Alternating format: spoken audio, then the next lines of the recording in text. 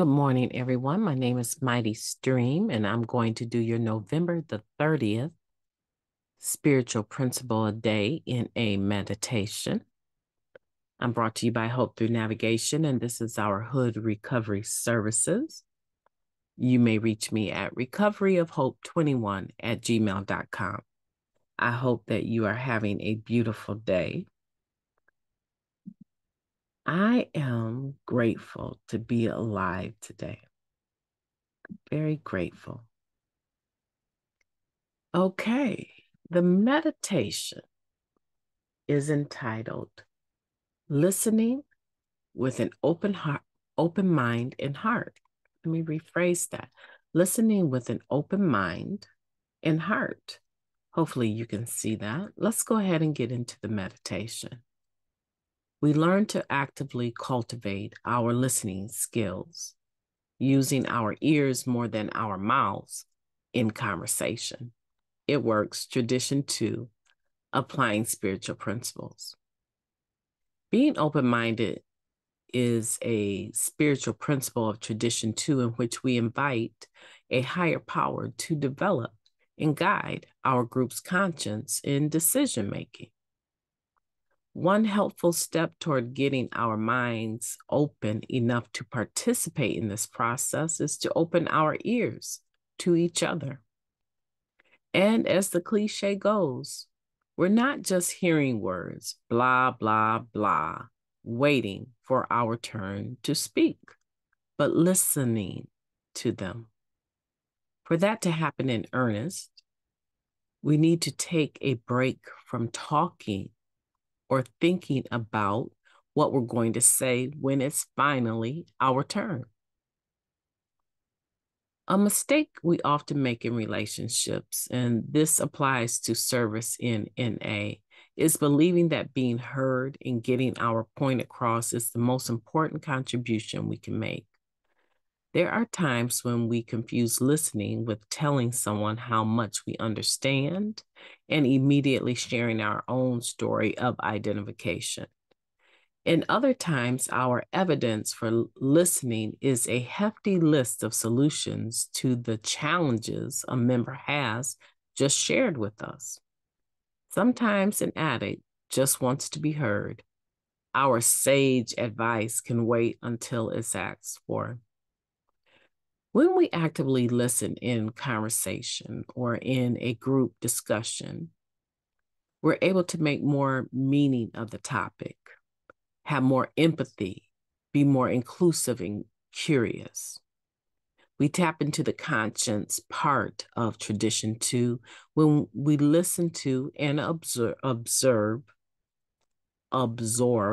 excuse me, the voices of our fellow members. Our perspective broadens, context deepens.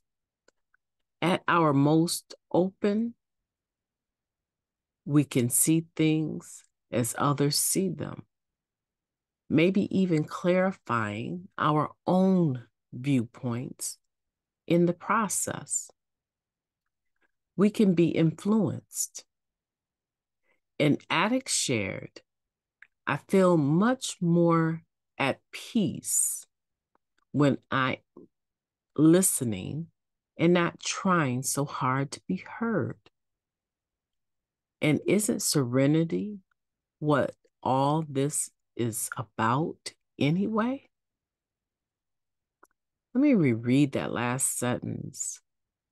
An addict shared, I feel much more at peace when I am listening and not trying so hard to be heard. And isn't serenity what all this is about anyway? Today will be a day when I'm going to open my mind and my heart by opening my ears and not my mouth. Be quiet, brain. I'm listening. What a meditation. Almost comical, but still very poignant and factual, right? That we talk more than we listen. We're always thinking about what we're going to say, even when other people are talking. And it's amazing to me because you will have people that you sponsor that are asking questions, but it doesn't seem in earnest because they have a one-track mind.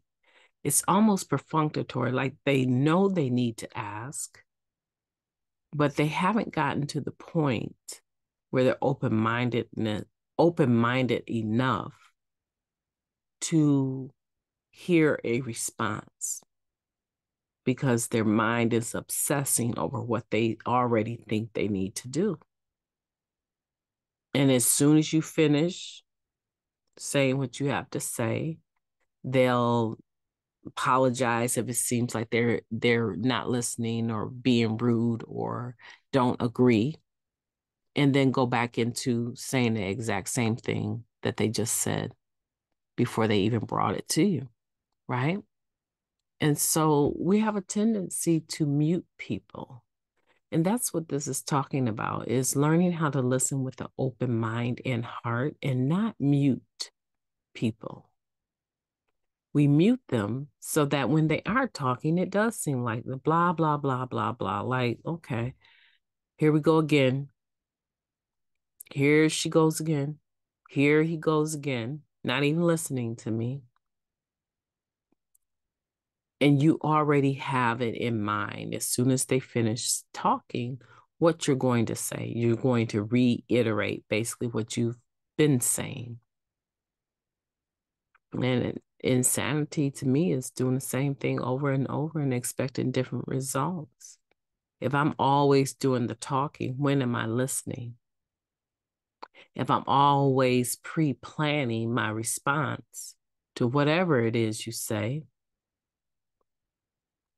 what purpose is there in this interaction, in this relationship? And this meditation does challenge us to look at how we do relationships around us.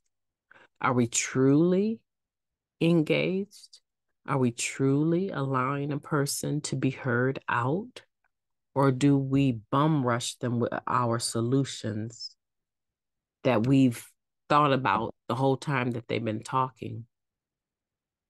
You know, I take care of two beautiful spirits, sometimes three, my husband, but I have two young people under the age of 12 that I take care of.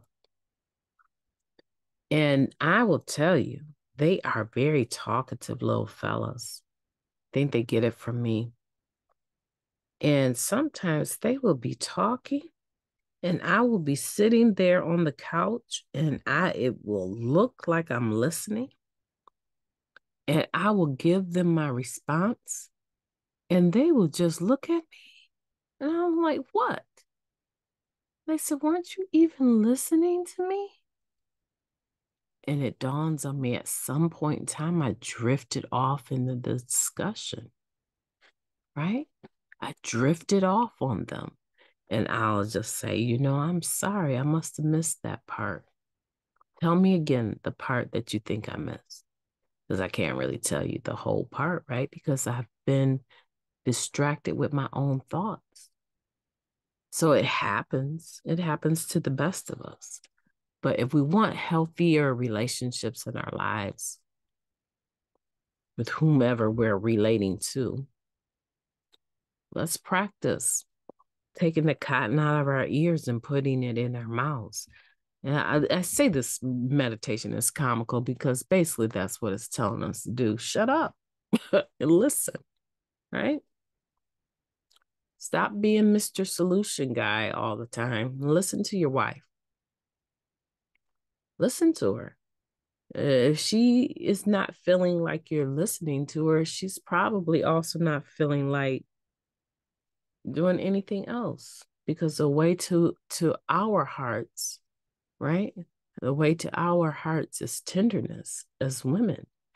And so we look for our mates to be patient with us and allow us to go through the expression that we need to go through till we feel like we're being heard, you know? And we have a tendency to just want to get straight to our response. Let's not do that today. Open your mind and your heart to whoever's talking to you. and give them some eye contact. There's nothing worse than talking to a person that will not give you some eye contact. Not that scary kind of staring type eye contact, but that type of eye contact that lets them know that you're engaged with them, right? Let's do that today and let's have a beautiful day. Let's make this last day of November the most beautiful November 30th that there ever was. We can do it. I believe in you and I want for you to have a beautiful day on purpose. I intend to, and I will be talking to you tomorrow.